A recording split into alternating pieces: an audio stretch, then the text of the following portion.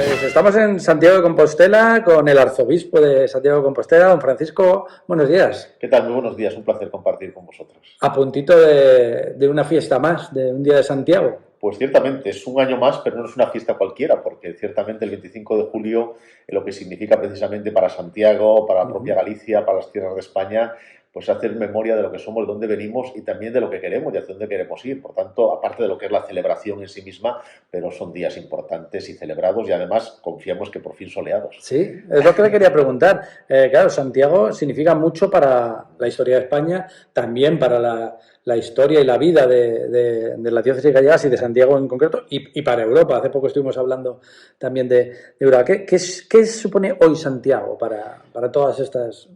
Pues Santiago ahora mismo tiene una dimensión que incluso va más allá de la propia Europa. Sin lugar a dudas, Santiago, aquella que atribuyen a Goethe que Europa se hizo peregrinando a Santiago, de alguna manera no cabe duda, el camino y los caminos de Santiago, porque son caminos los que hacen el camino, ha hecho posible que Europa se extienda, se expanda desde el punto de vista religioso, histórico, cultural. Pero ahora mismo Santiago, si uno se acerca ahora mismo a la plaza del Obradoiro, las presencias que uno descubre simplemente viendo y oyendo en cuanto a rostros y lenguas, ahora mismo tiene una dimensión universal extraordinaria. No cabe duda que ahora mismo Santiago sigue peregrinando mayoritariamente europeos, pero, por ejemplo, ahora mismo la presencia latinoamericana es muy notable, norteamericana, del lejano oriente. Aquí vienen y peregrinan coreanos, japoneses, australianos. O sea, vamos a ver, ahora mismo hay como un polo de atracción. Yo entiendo que hay como distintas motivaciones, aunque es verdad que la religiosa creyente es predominante, pero no cabe duda que cuando hablamos de camino, todas las experiencias vitales de cualquiera de nosotros, o sea, la vida es un camino diario, es un camino semanal, es un camino año a año, y por tanto vivir una experiencia de un camino físico, que yo creo que es lo singular de Santiago, porque hay otros centros de peregrinación, en Roma... A los que se puede viajar. Claro, exactamente, pero ahora mismo ese llegar aquí haciendo un camino como elemento previo a llegar a esa meta que es Santiago, es algo muy propio y singular. Y ahora mismo yo creo que tiene una dimensión universal indiscutible. Y es un camino de ida y vuelta, porque a diferencia de otros sitios que son más viajes que peregrinaciones, a Santiago se va y también se suele volver caminando o en bicicleta o en caballo. Efectivamente, y yo creo que el que sale de su casa, que a veces habrá muchas motivaciones, pero acaba, después de la experiencia del camino, compartido, solitario, pequeño, gran grupo, acaba llegando como peregrino. Y a mí me gusta recordar, cuando tengo oportunidad de presidir las misas del peregrino, cuando despides, agradeces la presencia de los peregrinos que han llegado, y bueno, a partir de ahora comienza ese otro camino. Claro. Espero que en Santiago haya vivido una transformación, un encuentro renovador, cada uno haya encontrado ese motivo, esa ocasión que quizás ha habido algo o alguien que lo ha cambiado. Y por tanto, a partir de ahora, Santiago lo que os invita es a peregrinar y a que sigáis caminando y volváis a vuestras casas, de alguna manera en ese día a día cotidiano, viváis esa transformación que habéis vivido y experimentado en Santiago. Entonces, el camino casi realmente comienza cuando has llegado a la meta. Claro. Y además es un poco una parábola de la propia vida de fe. No olvidemos que Jesús y sus amigos, buena parte de la predicación fue caminando, paseando, visitando, haciendo una peregrinación y los discípulos después regresaron, una vez muerto y resucitado Jesús, a continuar ese camino. Y es parte importante, no solamente porque uno tuviera que desplazarse en aquellos tiempos como se hacía caminando, sino el hecho mismo de hacerse camino. No olvidemos que Jesús se define a sí mismo camino, verdad y vida. Sí, ¿verdad? Y por tanto, cuando Jesús hace camino con los suyos, va de aldea a aldea, de pueblo en pueblo, no simplemente es ir de un lugar a otro, sino pasar en medio de la gente y en medio de la vida.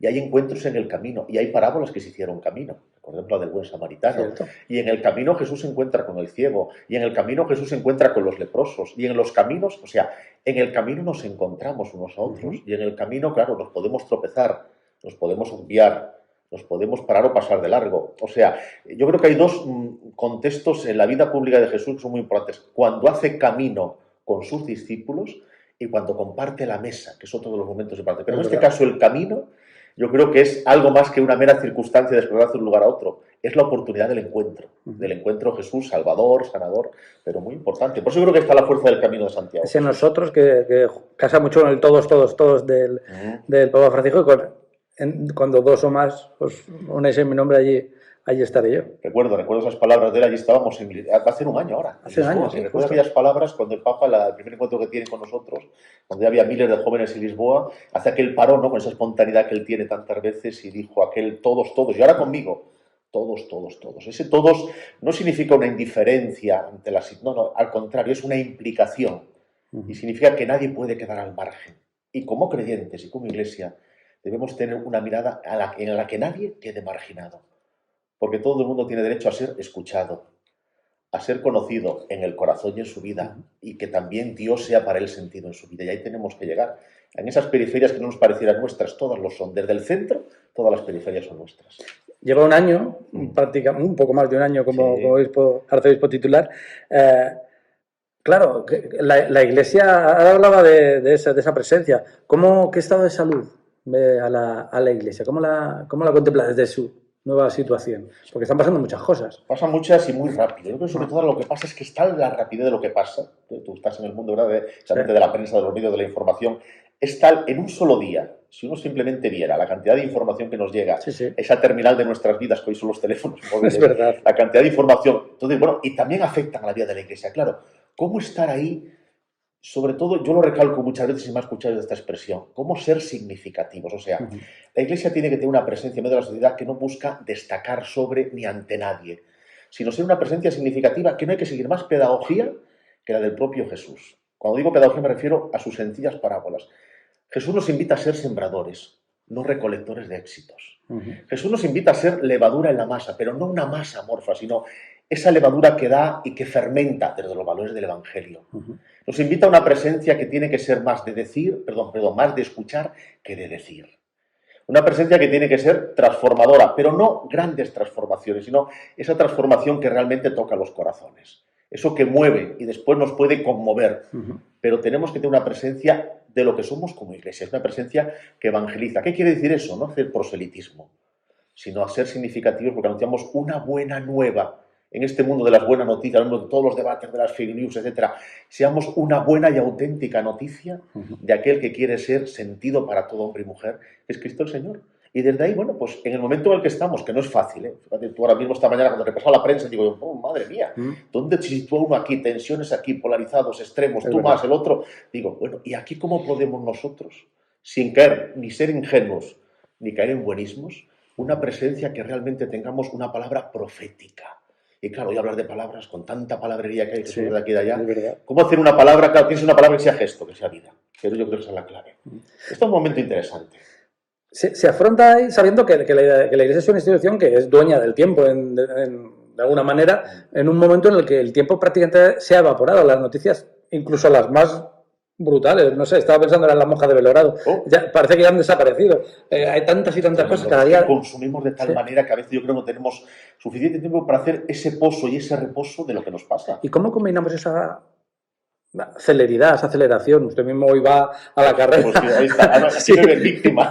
Sí, pero ¿cómo combinamos eso con el pararse, con el escuchar al otro, el dedicar tiempo a nosotros mismos y a los demás, a hacer presentes en nosotros? Pues no hay mejor tiempo, y eso es una experiencia muy personal que comparto, aquel que has tenido de escuchar a otra persona con atención, de que se haya sentido escuchado, que es muy importante, ¿eh? Que se haya sentido escuchado. Y no hay mejor tiempo a veces, que siquiera a veces es un minuto de saludo, del cómo estás. O sea, recuperemos esos gestos en que descubrimos eso que nos hace mejores personas. Ya sé que puede ser algo muy simple, pero lo simple yo creo que es lo más auténtico. O sea, aquello que nos humaniza y, por tanto, eso que nos evangeliza.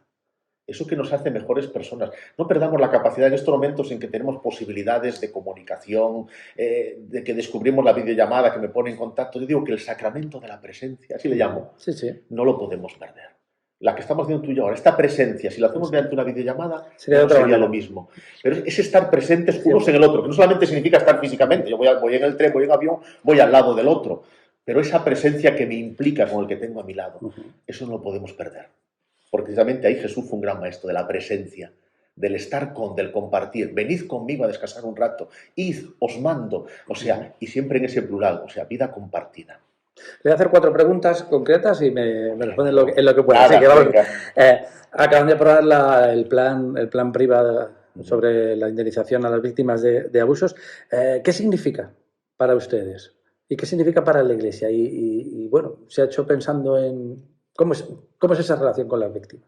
Ha sido una larga gestación, yo creo que de una obligación moral que hemos hecho patente, un paso adelante que se ha dado, necesario en este momento, para ir más allá de la mera justicia, sino llegar verdaderamente a una misericordia compasiva que tiene que poner en el centro a quien ha sufrido y de qué manera, a la víctima.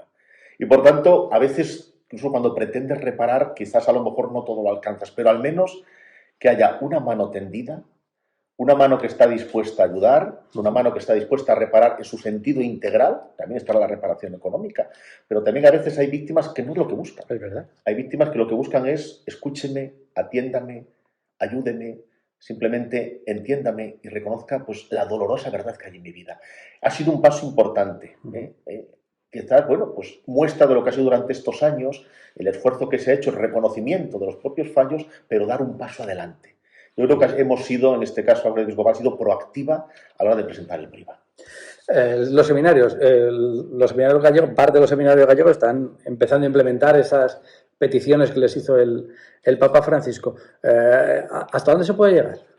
Pues mira, en cuanto a los seminarios, es una de las grandes apuestas que tenemos que hacer en este momento la Iglesia en España, desde una ratio magnífica que tenemos, la ratio nacional, a la hora de formar discípulos misioneros. Apostemos con fuerza porque es un presente y es un futuro. Aquellos que tendrán que ejercer un ministerio de servicio pastoral, sacerdotal en sus comunidades, estamos en un momento que los desafíos son muchos, sociales y eclesiales. Necesitamos formar, para eso necesitamos buenos equipos de formadores, necesitamos, a mí me gusta mucho emplear la expresión, esa musculatura humana, espiritual, pastoral e intelectual. Nadie somos perfectos, por supuesto, pero necesitamos hacer el esfuerzo de prepararnos.